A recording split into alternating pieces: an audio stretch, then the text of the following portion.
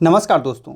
आज के इस वीडियो का टॉपिक बहुत ही ज़्यादा इंपॉर्टेंट है, खास करके उनके लिए जो अभी 10th या फिर 12th में एडमिशन लेना चाहते हैं। तो आज के इस वीडियो में हम कवर करेंगे UP board Prayagraj, CBSE board Delhi and ICSE board Delhi से अगर आप 10th एंड 12th करना चाहते हैं तो क्या प्रोसेस है इसके एडमिशन का। तो हे गाइस, आप देख रहे हैं अलग क्लास एंड मैं हूं अशोक सिंह। चलिए इस वीडियो को शुरू करते हैं।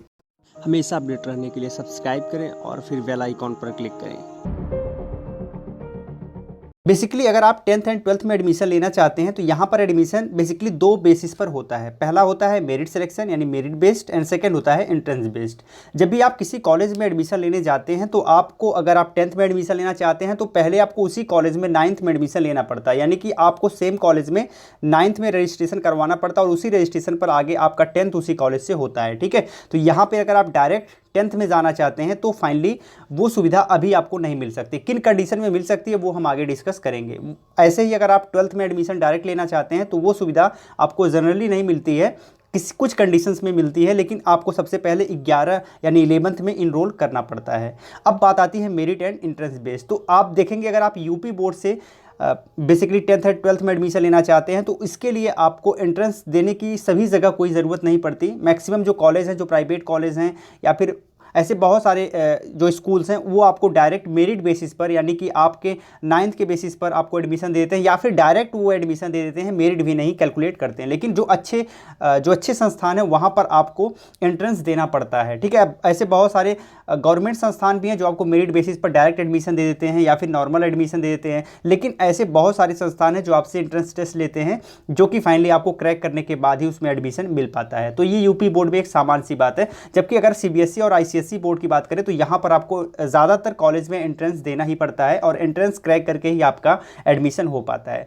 जैसे ही आप 8 यानी 8th क्लास पास करते हो, आप वहाँ पर उस कॉलेज में जाके जहाँ भी आपको एडमिशन लेना है उसके प्रोसीजर को आप समझ सकते हो कि यहाँ पे आपका डायरेक्ट एडमिशन हो सकता है या फिर आपको एंट्रेंस देना पड़ेगा। अगर एंट्रेंस देना पड़ेगा तो उसका एंट्रेंस फॉर्म आता है, उस एंट्रेंस फॉर्म को आपको फिल करना पड़ेगा। जैसे ही आप एंट्रेंस फॉर्म फिल करते हैं उसके बाद फाइनली आपका फॉर्म सबमिट हो जाता है और आपके पास एक एग्ज़ाम की डेट आती है और उस एग्ज़ाम की डेट पर आपको जाके वहाँ पर एंट्रेंस एग्ज़ाम देना पड़ता है। एंट्रेंस एग्ज़ाम में आपके मार्क्स के अकॉर्डिंग जो वहाँ पर कट ऑफ बनता है उसके अकॉर्डिंग आपका सिलेक्शन हो जाता है, तो आप फिर जाके कॉलेज में एडमिशन ले सकते हैं। ये एक सिंपल सा प्रोसेस है इसमें एडमिशन। अब हम देख लेते हैं कि अगर आप डायरेक्ट 10th में ही एडमिशन लेना चाहते हैं या फिर 12th में ही एडमिशन लेना चाहते हैं तो इसके लिए क्या प्रोसीजर है। यहाँ पर आपको बता देना चाहेंगे कि जो कॉलेज में आप एडमिशन लेना चाहते हैं वो कॉलेज ये मांगता है कि आप हमारे यहाँ से ही 9th एंड 10th करें या फिर 11th एंड 12th करें। ठीक है, लेकिन फिर भी कुछ कारण हैं जिनके माध्यम से वो आपको डायरेक्ट 10th या फिर 12th में एडमिशन दे सकता है। पहली बात तो यह है कि अगर आपके पेरेंट्स का ट्रांसफ़र हो गया है, कोई गवर्नमेंट जॉब करते हैं आपके पेरेंट्स और उनका ट्रांसफ़र एक स्टेट से दूसरे स्टेट में हो गया है या एक रीजन से दूसरे रीजन में हो गया है,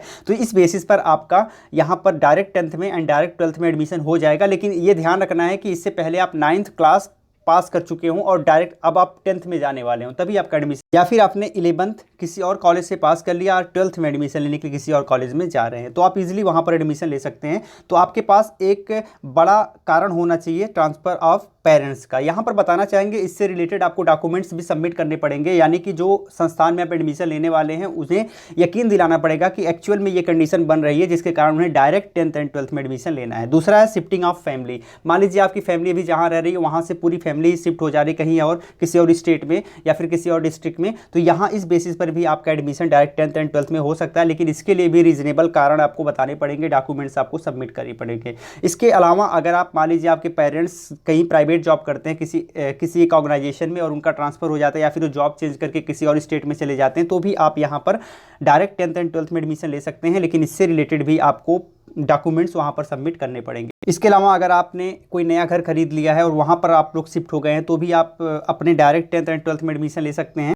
अब यहाँ पर डायरेक्ट एडमिशन आपका 10th एंड 12th में इस बेसिस पर भी हो सकता है कि सपोज करिए आप प्रीवियस ईयर में 10th का एग्जाम दिए और 10th के एग्जाम में आप फेल हो गए या फिर आपका बैक पेपर लग गया तो भी आपका डायरेक्ट 10th में एडमिशन हो जाता है यहाँ पर। ठीक है, तो ये भी आपको ध्यान रखना है। इसके अलावा अगर आप बेटर एजुकेशन चाहते हैं, यानी कि आपने जिस स्कूल में 9th में इनरोलमेंट किया है, रजिस्ट्रेशन किया है, उसमें जो एजुकेशन की स्थिति है वो बहुत ही डावाडोल है, बहुत ही कमज़ोर है, तो आप इस बेसिस पर भी किसी और कॉलेज को चुन सकते हैं और एक रीजनेबल कारण वहाँ पर दे सकते हैं एंड जो उपयुक्त डॉक्यूमेंट्स है वो आप सबमिट करके वहाँ पर एडमिशन ले सकते हैं। तो ये कुछ रीज़न होते हैं जिनके कारण आप जो है डायरेक्ट 10th एंड 12th में एडमिशन ले सकते हैं। अब बात आती है इंपॉर्टेंट डॉक्यूमेंट्स की। तो जब भी आप एडमिशन कराने जाएंगे तो कुछ इंपॉर्टेंट डॉक्यूमेंट्स हैं जो आपको सबमिट करने पड़ेंगे। सबसे पहले आपको एप्लीकेशन फॉर्म फिल करना पड़ेगा जो कि सबके लिए मैंडेटरी होता है। तो यहाँ पर एप्लीकेशन फॉर्म आपके पास होना चाहिए जो कि आपको कॉलेज से मिल जाएगा। इसके अलावा आपके पास प्रीवियस ईयर मार्कशीट या एंड सर्टिफिकेट चाहिए। जैसे कि मान लीजिए अगर आप 9th में एडमिशन कराते हैं तो आपके पास 8th की मार्कशीट होनी चाहिए।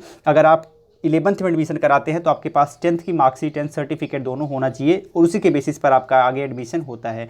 इसके अलावा आप जिस कॉलेज को चेंज करके किसी और कॉलेज में जा रहे हैं तो उस कॉलेज के द्वारा इशू किया हुआ ट्रांसफ़र सर्टिफिकेट भी आपको वहाँ पर सबमिट करना पड़ेगा। इसके अलावा उसी सेम कॉलेज से आपको अपना कैरेक्टर सर्टिफिकेट भी वहाँ पर सबमिट करना पड़ेगा। यहाँ पर बताना चाहेंगे कि कैरेक्टर सर्टिफिकेट कुछ जगह पर मांगा जाता है और कुछ जगह पर नहीं मांगा जाता है, तो वो आपके कॉलेज पर डिपेंड करता है जहाँ पर आप एडमिशन लेने जा रहे हैं। इसके अलावा आधार कार्ड मैंडेटरी है, आधार कार्ड आपके पास होना चाहिए। एंड आधार कार्ड के बाद यहाँ पर अगर आधार कार्ड आपके पास है तो यहाँ पर आपका एड्रेस प्रूफ भी हो जाएगा, कोई प्रॉब्लम नहीं है। इसके अलावा पासपोर्ट साइज़ कलर फोटोग्राफ भी आपके पास होना चाहिए जो कि 3-4 फोटो आपको लगेगा। इसके अलावा कैटेगरी सर्टिफिकेट भी आपके पास होना चाहिए। अगर आप OBC SC ST हैं तो आपके पास कैटेगरी सर्टिफिकेट होना चाहिए जिसे आप उस कॉलेज में जहाँ पे आप एडमिशन ले रहे हैं वहाँ पर सबमिट करना पड़ेगा। तो गाइस ये बात रही 10th एंड 12th में एडमिशन लेने के प्रोसेस के बारे में। और आप बताइए आपको ये वीडियो कैसी लगी, कमेंट में लिखकर। अगर वीडियो अच्छी लगी हो लाइक करिएगा, शेयर करिएगा। अगर आपने अब तक हमें सब्सक्राइब नहीं किया है तो सब्सक्राइब करके घंटी पर प्रेस करके ऑल नोटिफिकेशन को ऑन कर लीजिएगा क्योंकि इतने इंपॉर्टेंट टॉपिक पर वीडियोज़ हम बनाते रहते हैं। फिर मिलते हैं एक नई वीडियो में, तब तक के लिए जय हिंद।